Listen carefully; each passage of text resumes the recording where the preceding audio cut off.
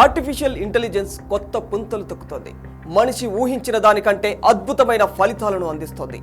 ఈ నేపథ్యంలోనే రోజుకో కొత్త ఏఐ అందుబాటులోకి వస్తుంది. ఏఐకు ఉన్న డిమాండ్ దృష్టిలో పెట్టుకొని పెద్ద పెద్ద కంపెనీలు సైతం రంగంలోకి దిగుతూ ఉన్నాయి. కొత్త ఏఐని తయారు చేసి మార్కెట్లోకి వదులుతున్నాయి. నిన్నటి వరకు చైనాకు చెందిన డీప్ సీక్ ప్రపంచ వ్యాప్తంగా తెగ హల్చల్ చేసింది. ఇప్పుడు ప్రపంచ కుబేరుడు ఎలాన్ మస్క్ కు చెందిన గ్రోక్ నెటిజన్లను పిచ్చెక్కిస్తోంది. అది కూడా లోకల్ భాషలో అచ్చం మనిషిలా సమాధానం ఇస్తూ అందరినీ ఆశ్చర్యపరుస్తుంది. అసలు ఏంటి ఈ గ్రోక్? డీప్ సీక్, చాట్ జీపీటీల కంటే ఎక్కువ ఏంటి దీని స్పెషల్? అసలు ఇండియాలో ఈ గ్రోక్ ను ఎందుకు బ్యాన్ చేయాలనుకుంటున్నారు? ఈ గ్రోక్ పై క్లారిటీ రావాలంటే ఈ వీడియోను ఎక్కడ స్కిప్ చేయకుండా చివరి వరకు పూర్తిగా చూడండి. ఇక మ్యాటర్ లోకి వెళితే, గ్రోక్ అనేది ఇప్పుడు ఇండియాలో అతిపెద్ద సంచలనం అని చెప్పుకోవచ్చు.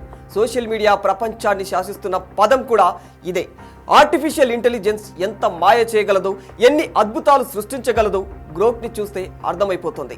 అదే సమయంలో టెక్నాలజీని హద్దు దాటి అనైతికంగా ఉపయోగిస్తే ఎంత ప్రమాదకరమో కూడా గ్రోక్ కళ్ళకు కట్టినట్లు చూపిస్తుంది.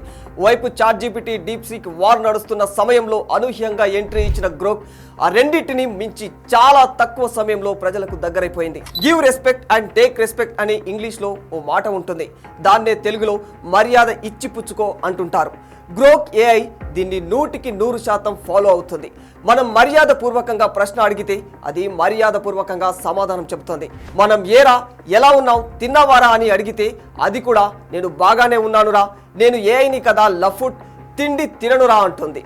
మనం మన ఫ్రెండ్తో చాట్ చేసినట్లు గ్రోక్తో చేస్తే అది కూడా మనకు మన ఫ్రెండ్ లాగానే రిప్లై ఇస్తూ ఉంటుంది. కొంతమంది కావాలనే దీంతో తప్పుగా ప్రవర్తిస్తూ ఉన్నారు. అది కూడా వారికి అర్థమయ్యే భాషలోనే సమాధానం ఇస్తోంది.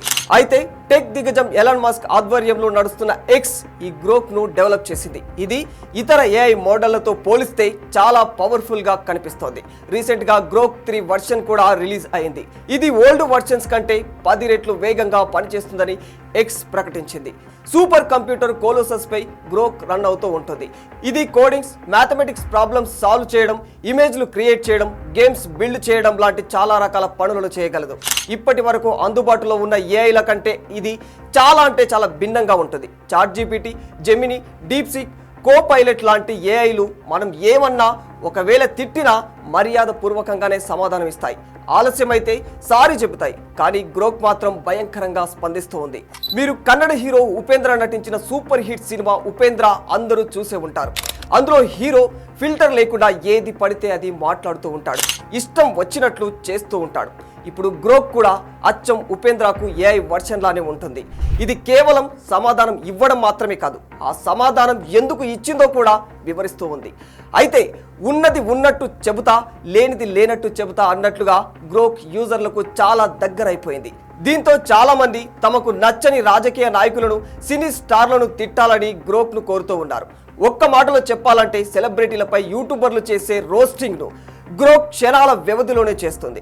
చాట్ జీపీటీని ఎవరైనా దురుసుగా ప్రశ్నలు అడిగితే మర్యాదగా సమాధానం చెప్పేందుకు ప్రయత్నిస్తుంది. డీప్ సీక్ మరింత కూల్గా ఉంటుంది. కొన్ని ప్రశ్నలకు సమాధానమే ఇవ్వదు అసలు. కానీ గ్రోక్ మాత్రం నీతో గొడవ పెట్టుకోవడానికి కూడా ఆలోచించదు.